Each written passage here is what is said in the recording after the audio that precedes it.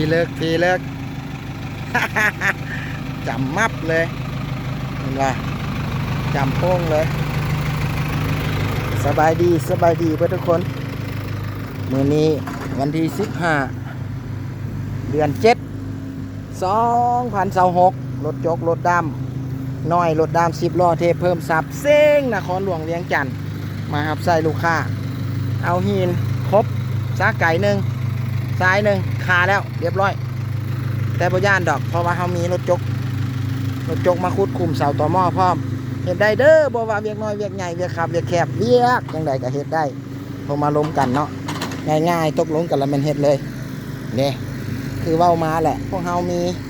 กลจักรขนาดน้อยไว้คอยบริการพวกทานโทรมา02098897774ทั้ง WhatsApp และโทรและอีกเบอร์หนึ่ง02055040299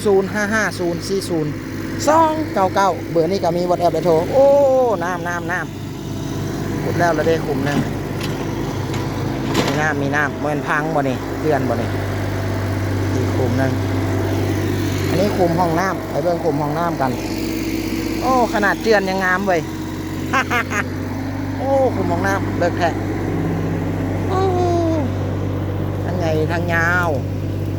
ทั้งเลิกคักโทรมาเด้อลูกค้าใครสนใจอยากได้รถไปฮับไส้ไปเฮ็ดเวียกโทรมาง่ายๆตกลงกันอะไรมันเฮ็ดเลยเนาะหันเผื่อโทรน้ำรถเอาฝากกดไลค์กดแชร์แด่บ่มีเวียกเอารถไปเฮ็ดก็ได้เพราะเป็นยังกดไลค์กดแชร์ให้เพราะเป็นกำลังใจก็ดีใจละขอขอบใจเจ้า